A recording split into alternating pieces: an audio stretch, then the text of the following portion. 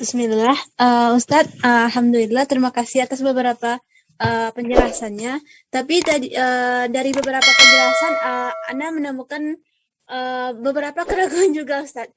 Oke. Misal tadi kan Ustadz mengenai bahwa hadis tadi itu kan menyebutkan bahwa yang dianggap zina itu adalah ketika perempuan meniatkan memang untuk menarik perhatian laki-laki, memang mengirim sinyal untuk zina itu, Ustaz.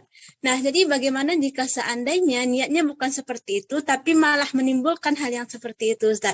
Misal nih, niatnya cuman ingin untuk nyaman aja, tetapi orang lain menganggap itu sebagai sinyal gitu, Ustaz. Jadi, misalnya mereka memang jadi tergoda gitu, Ustaz, kan?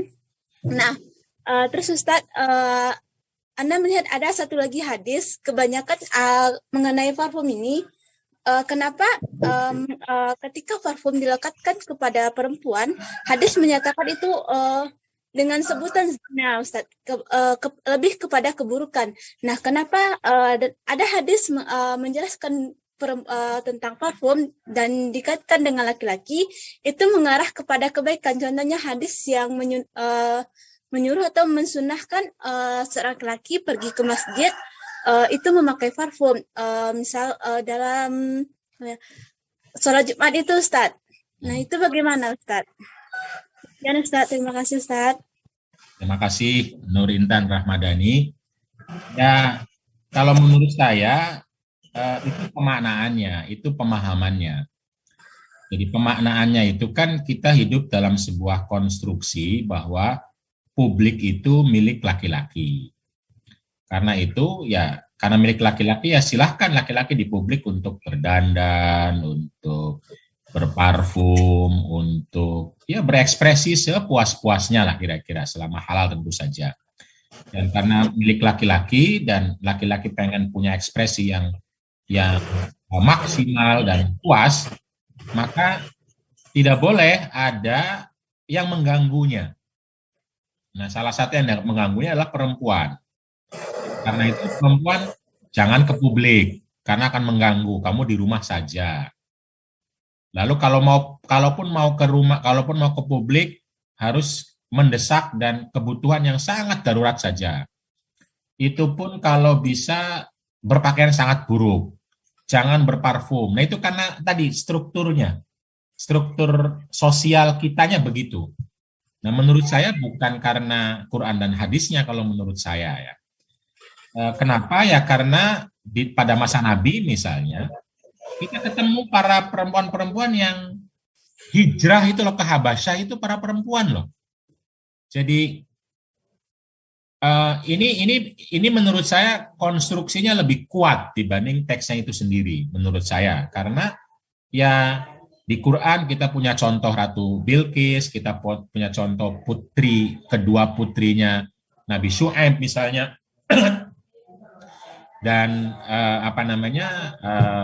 dan dalam hadis juga berbagai perempuan terlibat gitu, ada yang punya kebun, ada yang menggembala, ada yang ngurus masjid.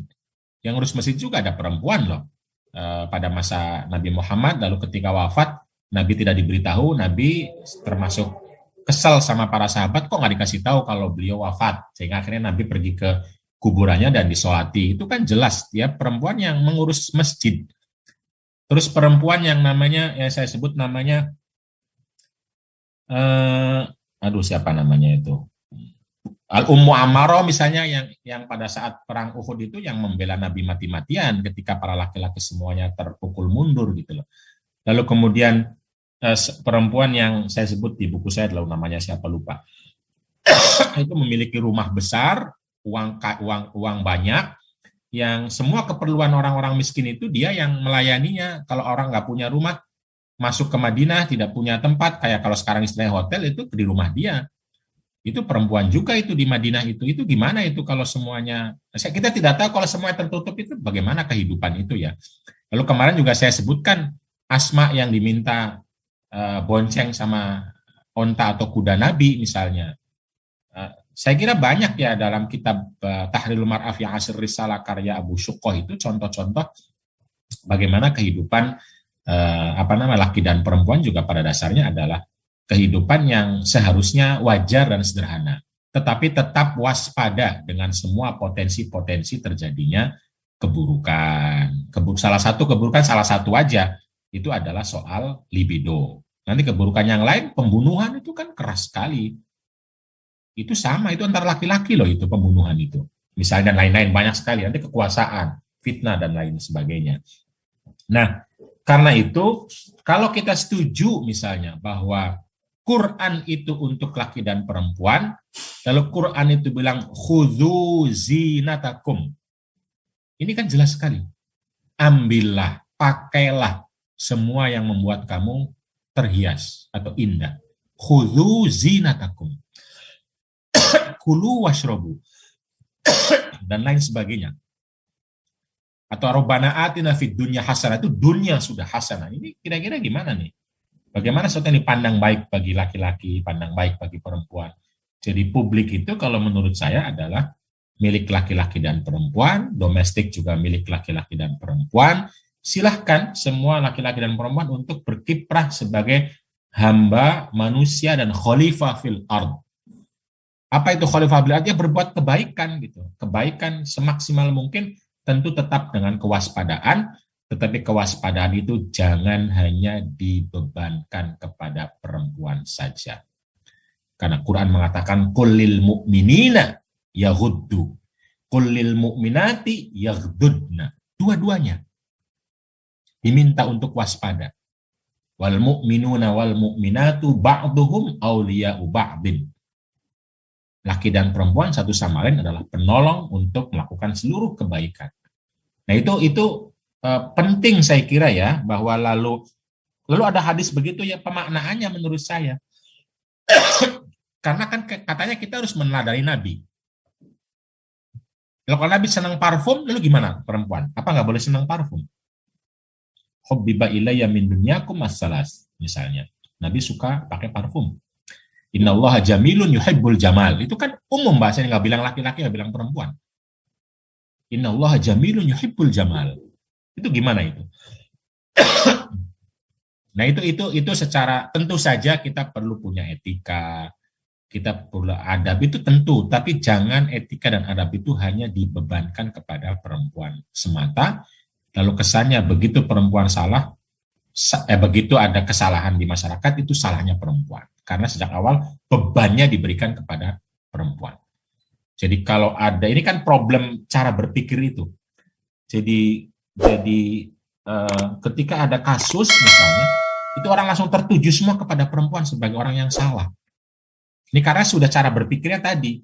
Tetapi kalau kita bilang laki dan perempuan adalah manusia utuh, ada akal, ada budi, ada pikiran, ada nafsu, ada libido, ada spirit, ada hati, ada jiwa, yang itu bisa saling mempengaruhi satu sama lain, maka sebelum kita menuduh perempuan, kita harus netral dulu gitu loh. Nah mungkin di pihak sana juga ada yang langsung menuduh pokoknya laki-laki yang salah, ada juga yang begitu. Nah ini tidak membadalah juga, pokoknya laki-lakinya ini, laki-lakinya patriarki, laki-lakinya libidonya besar, laki-lakinya langsung. Ya tidak, seberang sini perempuannya pokoknya salah semua gitu. Nah ini kita harus membacanya ya sebagai manusia utuh yang berelasi. Dalam relasi ini bisa terjadi semua kemungkinan. Semua kemungkinan, nah karena itu mari kita perkuat, perbanyak, perlebar kemungkinan-kemungkinan baik. Mari kita tutup bersama, mari kita hindari bersama semua kemungkinan-kemungkinan buruk, termasuk yang ada pada laki-laki gitu loh. Tetapi ketika laki-laki juga dibuka karena ada kepentingan lebih baik, nah ini kan ada bahasa apa namanya mafsadatun yasirotun gitu loh, kira-kira ma'fuwatun anhu. Jadi kalau ada keburukan yang kecil, itu harus dimaafkan jika untuk kebaikan yang lebih besar gitu loh. Karena hidup ini tidak mungkin semuanya baik, tidak mungkin, kata Asy-Syatibi, itu nggak mungkin. Pasti setiap masalah itu ada baiknya, ada buruknya. Bahkan khomer kalau kata Al-Quran, khomer itu ada baiknya, ada buruknya. Sesuatu itu kita tinggalkan kalau buruknya besar, jauh besar sekali, baiknya sedikit gitu loh. Nah, itu biasa gitu, ada baik ada buruk, itu di semua masalah, nggak mungkin ada baik semua, nggak mungkin buruk semua. Kita terus perlu menimbang-nimbang, cuma yang jadi problem itu adalah kita selalu menyalahkan dulu perempuan gitu. Itu. Jadi kalau ini sama soal emosi juga kan, yang saya bilang tadi. Bersuara nyaring, keras, misalnya kalau perempuan, emosional, laki-laki tegas. Itu kan problem. Bersikap malu misalnya, itu perempuan bagus misalnya. Laki-laki salah gitu. Tapi begitu dia berani berekspresi, perempuan mengundang berzina.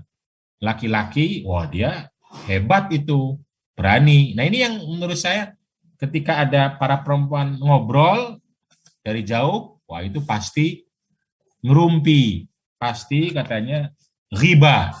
Kalau laki-laki lagi ngobrol, padahal isinya juga mungkin riba sama ngerumpi, dia lagi diskusi demi umat, demi bangsa. Ini cara pandang ini menurut saya harus kita runtuhkan bareng. Jadi dari mana? Ya kita kembali kepada rahmatan lil alamin. Kalau berparfum, baik dulu pertama. Karena parfum itu kan keindahan gitu loh. Itu dulu. Itu dulu. Tapi tentu saja adalah orang ada laki, ada perempuan. Yang begitu ada laki, ada perempuan. Jangan langsung perempuannya. Ada lewat perempuan bau wangi, nah ini ahli neraka nih. Lewat perempuan laki-laki parfum wangi, wah ini ahli surga. Ini kan menurut saya cara pandang yang sejak awal sudah merendahkan perempuan. Kita tidak tahu kenapa dia wangi, kenapa juga tidak tahu laki-laki kenapa wangi gitu. Tetapi tentu kita perlu mengirimkan sinyal-sinyal, saya bilang dalam ceramah itu, pentingnya kesederhanaan, itu perlu. Kita juga perlu mengirimkan sinyal-sinyal, wahai perempuan, hati-hati dengan potensi fitnah kamu yang bisa dipakai oleh laki-laki untuk menjerumuskan dirimu sendiri. Itu penting kita sampaikan. Tapi juga pada saat yang sama kita penting menyampaikan kepada laki-laki, wahai laki-laki, jangan mudah mengambil dari perempuan sebagai fitnah sehingga kamu merasa berhak untuk menggoda. Itu loh. Anda harus menjaga diri. Jadi kepada laki-laki kita bilang untuk menjaga diri, kepada perempuan kita bilang untuk menjaga diri. Jangan ceramah itu 70%-nya perempuan semua untuk menjaga diri. Sebagaimana kalau kita lihat ceramah nasihat perkawinan itu 70-80% itu kepada istri, kepada perempuan untuk menjadi perempuan yang baik, istri soleha yang taat, yang terus laki-lakinya diumbar untuk berbuat apapun, bahkan menjadi bang toyib yang tidak pulang-pulang 3 kali puasa 3 kali lebaran, itu nggak ada hukumannya, nggak ada laknatnya, nggak ada nerakanya. Siapa coba penceramah bilang neraka bagi laki-laki yang neraka? Tidak ada ceramah itu. Yang ada ceramah laknat bagi perempuan walaupun sekali tidak memenuhi ajakan suami. Ini Mbak Nur yang masalah di kita. Ceramah kita ini masalahnya. Bukan hadisnya, bukan Qur'annya. Karena Qur'an hadis itu sudah seimbang. Sudah memanggil keduanya. Ada 6.666 ayat yang kita panggil cuma ar-rijalu qawwamuna 'alan nisa. Terus diulang-ulang. Ayat lain wal mu'minuna wal mu'minat enggak kita panggil, wa ashiruhunna bil ma'ruf enggak kita panggil, misaqon ghalidun enggak kita panggil. Semua orang hafal itu ar-rijal qawwamuna 'alan nisa. Lalu seakan-akan itu Quran sendiri, satu-satunya Quran itu cuma ar-rijalu qawwamuna 'alan nisa. Penceramah itu yang menurut saya yang berdosa.